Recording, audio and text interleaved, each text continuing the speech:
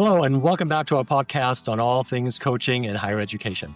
I'm your host, Tim Jansa, a certified leadership and organizational development coach and a higher ed professional of almost 20 years. I'm joined today by Dr. Tammy Gocial. She's the principal and founder of Gocial Leadership Advisors, Go Lead, and certified executive leadership coach. I asked Tammy to help us better understand an inescapable undercurrent that leaders in higher education must navigate these days. One that is frequently summed up by four letters, V, U, C, and A, which stand for volatility, uncertainty, complexity, and ambiguity. So let's explore what VUCA means in the higher education context and how coaching can help leaders navigate these challenging times. Welcome to the podcast, Tammy. It's wonderful to have you on. Thanks so much for inviting me to be here with you, Tim. So when you proposed your topic, the acronym VUCA jumped right out at me, not because I hear it more and more frequently in the higher ed space, but also because it seems to really capture the realities of what college and university leaders are dealing with these days. Do you think that higher education leaders are fully aware that they're operating in a volatile, uncertain, complex, and ambiguous environment, or is that recognition still emerging? Well, I certainly think they're aware of all of the external challenges that they're facing. It's hard to escape what's coming at them right now. Whether they call it the VUCA environment is probably still up for grabs. That term was used initially in the military in the late 1980s and then has really only kind of become more common in higher education since 2015, 16, around there. And then certainly it has taken on new meaning since COVID and with the whole surge in technology and things like that. I think that, after the pandemic, faculty and staff were very eager to sort of return to the way things had always been. And many of them did so. For institutions that have really embraced this environment, they have taken on a more strategic approach to navigating the challenges that they're facing. And those that have done so in terms of addressing digital learning, the enrollment cliff, curriculum, financial partnerships, those sorts of issues, student support in particular, I think these institutions are much more poised to effectively respond in this current VUCA environment with all of the technological, political, cultural, financial challenges that they're navigating right now. So I think that this whole collection of things is really rocking the foundation of higher education because all of these things are happening at once. It's so funny. After the pandemic, a lot of people had hoped that this would be a catalyst for real innovation, for change, for something to be different, to finally move higher ed into the 21st century, whatever that would mean. And then, as you mentioned and said it correctly, everybody just wanted to go back to the way things were, even though I think deep down everybody understood that they would never be the way things were. And then, of course, then came AI. So when you look at VUCA's volatility, uncertainty, complexity, and ambiguity, how does this affect leaders' capacity to navigate their institutional environment these days? Yeah, I mean, I think that's a great question.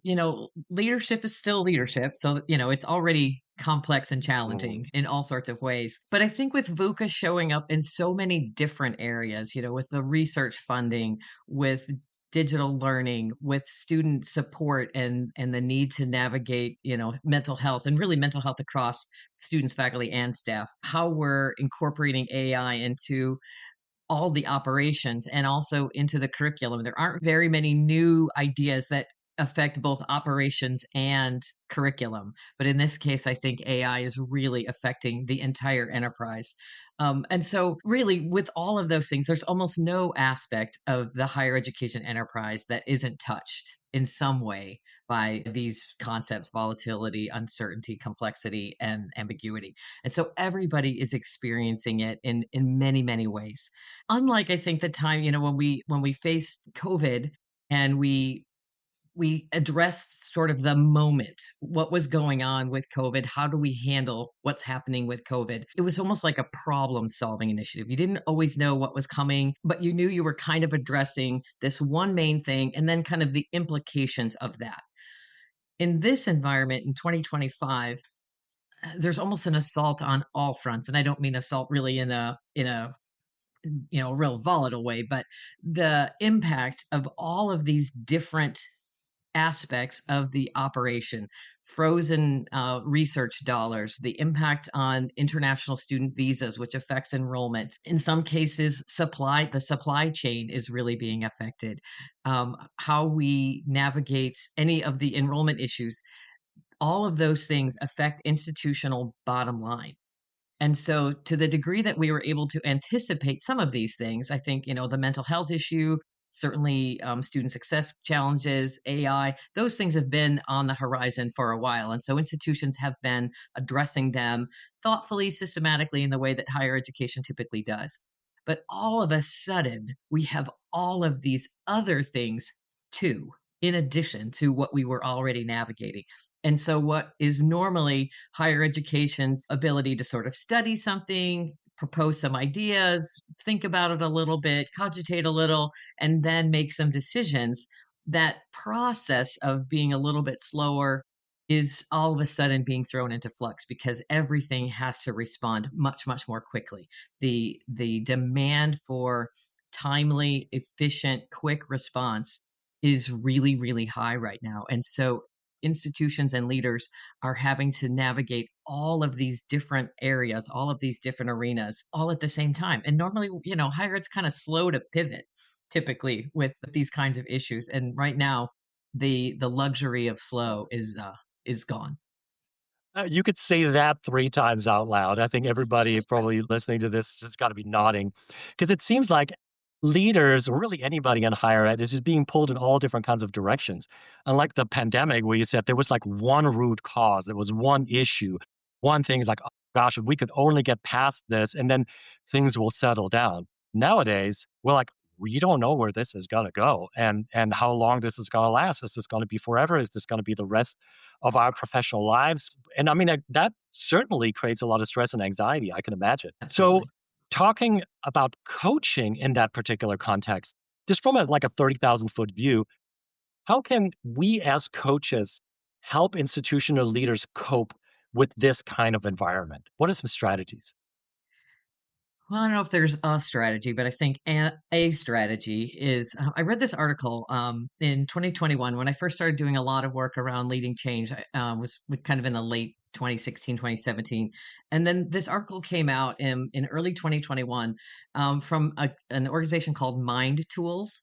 And the name of the article is Managing in a VUCA World, Thriving in Turbulent Times. And it basically talked about how do you use VUCA to respond to VUCA. And so they came up with another VUCA acronym to respond to VUCA. And so basically they suggest that you meet volatility with vision, you meet uncertainty with understanding, you meet complexity with clarity, and you meet ambiguity with agility. And each of these response options really is facilitated by both a cognitive and an emotional set of factors that then all contribute to a behavioral response. In other words, just thinking about something or just feeling something doesn't get you anywhere until you actually do something in terms of responding to these kinds of scenarios. And so, what coaching can do, I think, is really help leaders identify the areas of response that are more natural for them. What flows easily. If I'm a really strategic thinker, I probably have that data analysis and that sort of assessment piece down pretty easily. What I might not come as easily to me is how I work with my team or how I engage my folks, how I help them gain their footing in this space of uncertainty and upheaval. And so I have to be able to manage both the strategic thinking and the relationship building. And so coaching can help me sort of lean into the things that I'm good at. How do I use my strategic thinking to build relationships? So I'm using my strengths to navigate things that need to happen on the other side as well. So managing the cognitive and the emotional. And then the behavioral part is always really hard because what we find in leadership is that we almost always have a decent idea about what to do and maybe even how to do it. What we struggle with and where coaching is often really helpful is helping people navigate, okay, how do I get past the obstacles either in my head or in my environment to then actually implement the things that I know I need to do. And so coaching can help navigate all three of those things.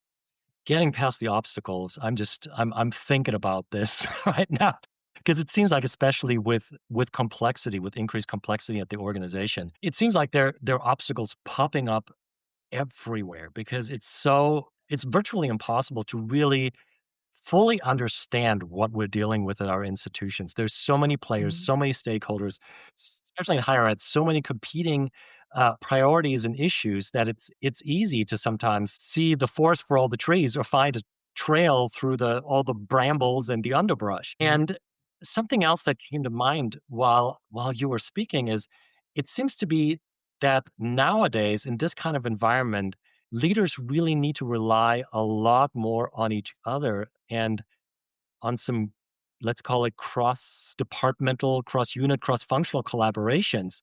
Because as you Mhm. mentioned, everybody has a strength, but everybody also has, I don't want to call them weaknesses, but blind spots, certain things they're not that great at. And if you want to do this effectively, number one, it's a matter of awareness. You have to be much more cognizant of what your blind spots are. And then secondly, how do you fill them? How do you find others to fill that gap or that void, however you want to call that? And I mean, coaching is perfectly set up to be helping leaders through this. Is there a particular group of, I don't know, faculty or administrators that are particularly affected by what's been going on, especially, with the change in the political climate and a lot of the things that have been coming down from Capitol Hill in Washington? Is there something that comes to mind there? Absolutely. I mean, I think everybody's affected for sure. Obviously, anybody Mm, who works in programming areas related to DE&I, even curricular functions that have tended to be, women's studies, African American studies, programs like that, I think are affected. But I also think that engineering and all of our doctoral programs, many doctoral programs rely on bringing in the world's best talent. The United States is the world leader in higher education. And so everyone wants to try to study here. And so makes an effort to try to get admitted somewhere, especially at some of our leading research institutions. And so I think all of those institutions that bring in international doctoral students, I think they're certainly affected by the visa issues. I think any state, even though, people feel like, oh, I'm in a blue state or I'm in a red state, might that make a difference? It might. But the reality is that the changes that are happening at the federal level that affect finances, then so people aren't really thinking about the big bill that Congress passed this spring. The impact of those financial choices means that state governments are going to have to respond to things that aren't being handled at the federal level, which, as we know, education is often at the bottom of the list when it comes to funding demands or funding priorities for a lot of state legislatures. And so, even though you're in a state that is politically, you're aligned politically, the institution is aligned politically, the fact that the state coffers are a little bit depleted based on some of these other issues, that's going to affect you. Certainly, states that are navigating the enrollment cliff, New England is really affected by the enrollment cliff. California and Texas, not as much. And so a lot of schools are trying to draw California students and Texas students to their states so that they can meet some of the enrollment expectations.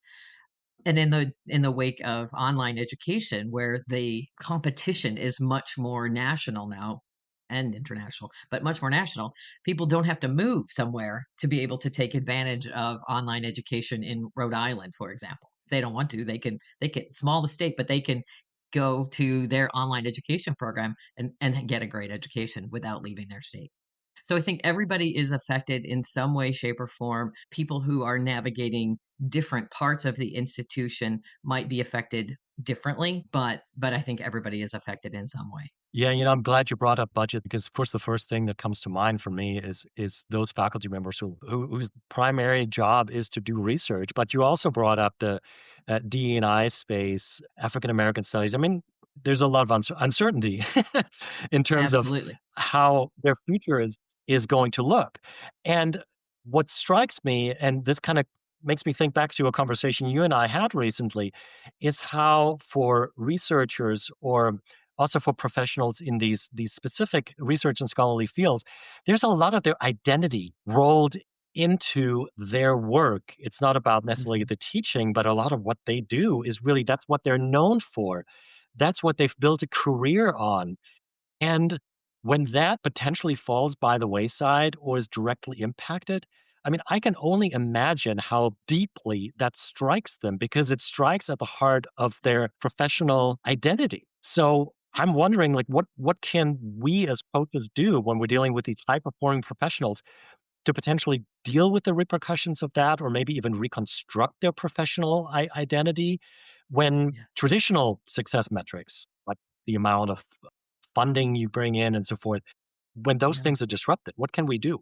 Yeah, higher education is one of those areas where expertise is deeply ingrained, right? People study and get PhDs. Certainly not everybody at an institution has a doctoral degree, but there is a great sense of specialization. It's kind of what we've done for so long, and so people get promoted, people get new opportunities based on their strength in their expertise, even though there are parts of the new role that might actually have nothing to do with that area of expertise. And so they take on a leadership role, and being an academic leader is actually not related at all to being a mechanical engineer. There are certainly transferable skills. And I think coaching can really help people navigate the transferable skills. What is it? What are the skills I've gained as a researcher, as a leader of my lab, right, as a published author, a writer, somebody who is an innovative thinker, somebody who's willing to take some risks. Like, there is a lot of risk taking that is inherent in being a researcher, because you're hypothesizing and then developing an experiment or a strategy to try to navigate your hypothesis and try to address your hypothesis. That skill set, that mindset is actually really valuable in this kind of an environment. And so, how do you help those leaders who might not get to spend quite as much time in their lab, because if they had federal funding and they don't have other kinds of funding, other sources of funding, their lab might not be functioning in quite the way it was before. And so, what does it mean to then use their skills in the classroom, still mentoring other people, and to address what I'm calling these really wicked problems on the ground in a real practical way? And so, how do we engage them to help use their skills, to help use their strategies to help us navigate these different kinds of problems? It's not mechanical engineering, but it is still a really worthwhile and challenging problem that we've got to address. And those thoughtful minds, those good thinkers, are really valuable. And scientists in particular, unlike some folks in other research areas, scientists almost always lead a lab. And so they have a team. They're used to collaboration. They're used to bringing in people with different ideas. They all come from the same field, but they have different perspectives. They're from different parts of the world. And so they see things, they see similar problems really differently. And so those leaders, the folks who run the lab, also have some leadership skills that I think we can take advantage of and use for good in other parts of the institution, while also helping them feel a sense of belonging and feeling like their voices still matter, even though they're not handling this mechanical problem somewhere. Transferable skills, that just triggers, in a good way, triggers so much in me because I've been doing a lot of career coaching over the last, year and a half or so. And I've been working with recovering academics, current academics, who are trying to explore ways of maybe making a living and transferring out of academia. And you mentioned the Mm, labs. I mean, of course, some of the people who run these labs are great leaders. Others, I think, will probably agree that leadership may not be a strong suit for a lot of those folks true. who run those labs. But either way, I have found that in academia, on any kind of the academic enterprise in general, that transferable skills are not necessarily top of mind for a lot of people. So when you ask them, "What are your transferable skills?" they look at you funny. So this is something that I have found is really impactful to help them realize that they are more than just their subject matter expertise and so much more Mhm. than just about the publication record or their conference presentations and all the things, all the metrics that make a successful faculty member in most institutions, especially at the research institutions. I might not completely understand that things are different at 2 and 4 year institutions. So one thing I'm really struck by is how much psychology there is involved in the work we have to do as coaches. Yeah. But there's a lot more that we have to do, especially when there's insecurities. And most academics, I think, are deeply insecure in many ways. And this is not just academic staff, but also non-academic staff, because so much of their identity is rolled into their higher ed um, activities and their position and their degrees and so forth. So for those coaches listening to this, I'm wondering, what are maybe some coaching strategies that you can apply, or some psychological tools that you see Yeah. have worked and that might be really useful for coaches who are working with clients in the VUCA space? Yeah. So I am a psychologist by training. And so I have studied things like identity development, mindset, implicit bias in leadership in particular. And so these sort of bodies of literature are kind of my natural go-tos. I'm always sort of thinking through Hmm. those lenses when I'm working with people or talking with people. And I've also recently done a little more review of literature around psychological safety. It's a much newer term. But I actually think all of these areas of psychology are really, really relevant to any kind of coaching experience, but certainly when people are navigating difficulties. When people are under pressure, when they feel stressed or they feel uncertain, they are much more likely to retreat to a kind of safe space. They want to operate from a place of ego strength and a space of competence and confidence. And what we find when you're in this VUCA environment is all of that is kind of up in the air. It's a little bit like operating on quicksand, and the more you struggle, the quicker you dive into the deep. And so what we try very hard to do is to really help find a way to help people navigate their identity. What is it about your sense of self? What is it about who you are and how you show up and in what circumstances you show up? And how do you get reminded of your core and operate from your core?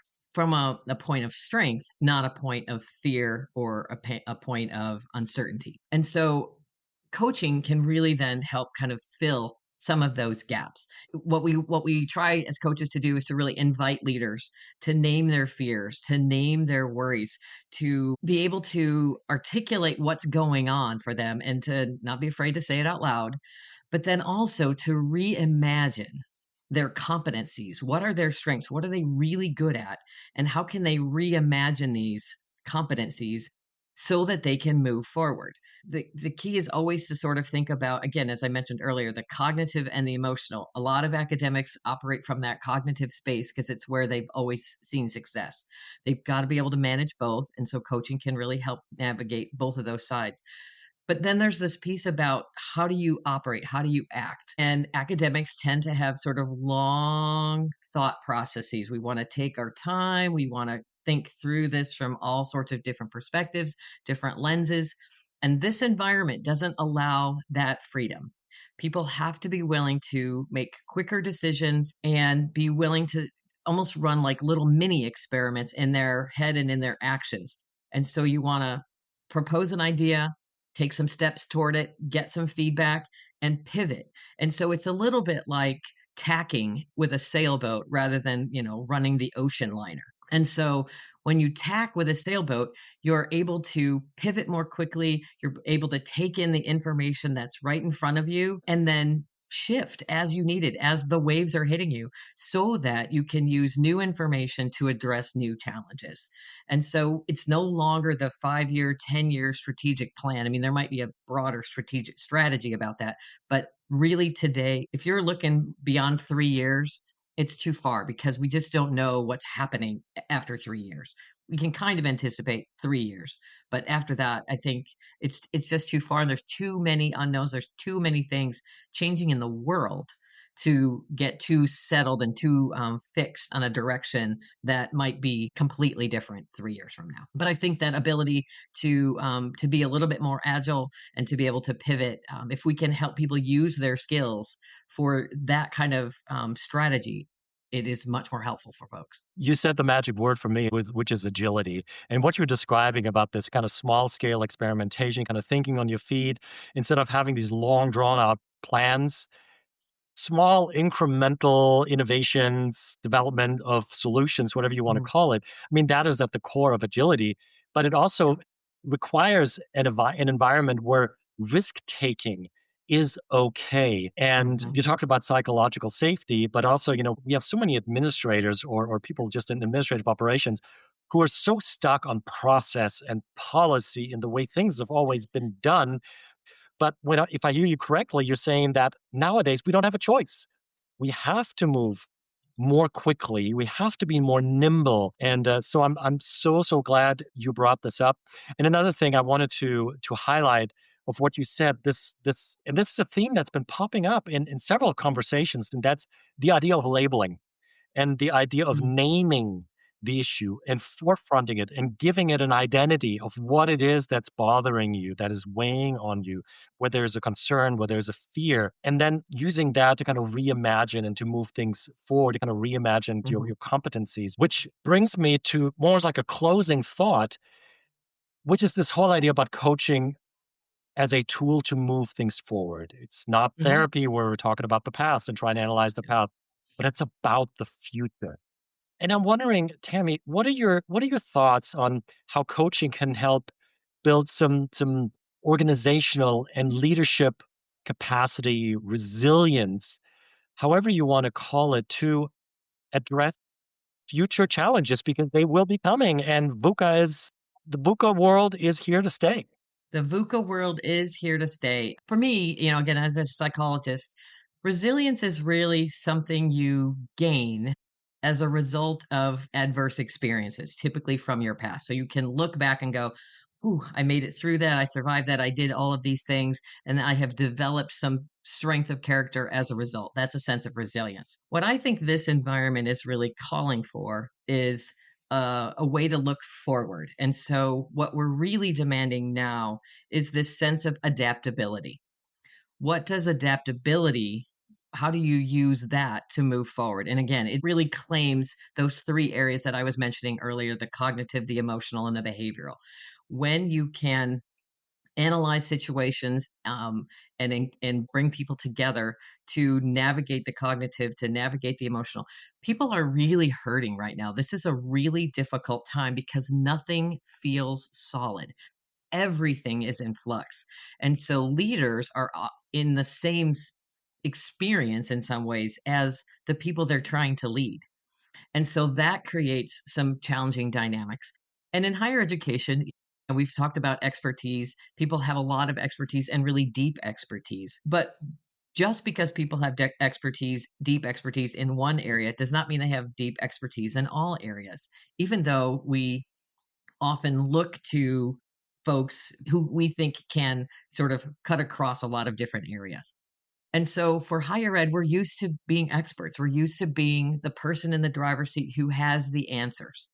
And I think one of the things that's super valuable at this point is to be able to invite people in who have different expertise than you.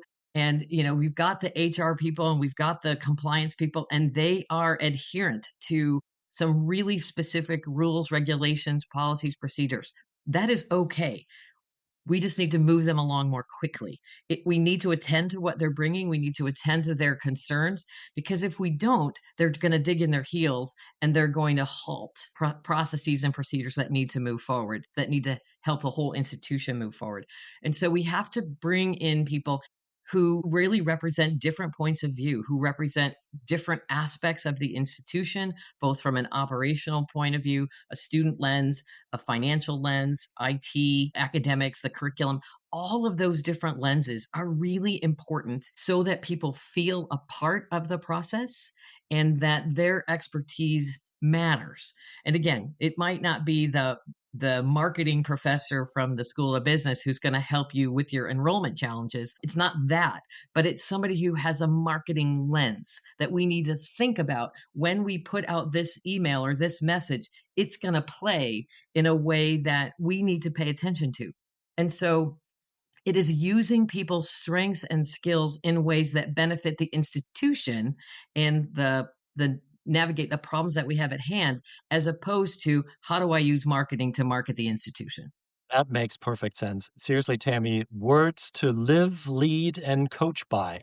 Yeah. And I think the future is interconnected, it is interreliance. It is breaking through the silos. We can't do it with the current structure in place. And that is something that I think we can really help our clients understand and develop strategies for shifting their mindsets, shifting their assumptions, and just creating capacity and their ability to think more holistically about the ecosystem that they work in, that they live in, and that they collaborate in, because otherwise, higher ed is going to be struggling for a while longer if they don't do that. Well, and I think your point about the interconnectedness, we're in a moment, right? Higher ed has typically seen itself as every institution stands on its own. The state institutions having a little bit more interconnectivity when they're part of a state system. But now what we have to realize is that the industry, the sector of higher education needs to collaborate, needs to draw strength and not be so duplicative all over the place. How do we celebrate our strengths? How do we move forward with all the things that we're good at and then let other people handle some of the things that we're not as good at? And we probably don't need as many institutions as we have right now, as indicative by, the number of institutions that are closing, but your ability to recognize what you have and what you need and what you can offer to potentially a merger institution, the time for really doing that assessment and that examination is right now, because it's going to come whether we're ready for it or not. And so the more we can be prepared for it, the less disruptive it will be to your institution, to your students, your faculty, staff, everybody. But it's an important next step that higher ed really needs to navigate. What a great way to close our session. Tammy, thank you so very much for sharing your wisdom, your expertise. This has been super interesting. It's definitely given me a lot to think about, and I hope it's given our viewers and listeners a lot to think about as well. So thank you for making time, Tammy, and thank you all for listening and watching. If you enjoyed today's episode, please click the like button and subscribe to the channel. Your support really means the world to us. And as always, you can find more information on this episode, our guest, Dr. Tammy Gocial, and today's topic at our companion website, which is higheredcoaching.us or leadershipimagined.com/podcast. See you next time, and keep making a difference, one client and one conversation at a time. See you then.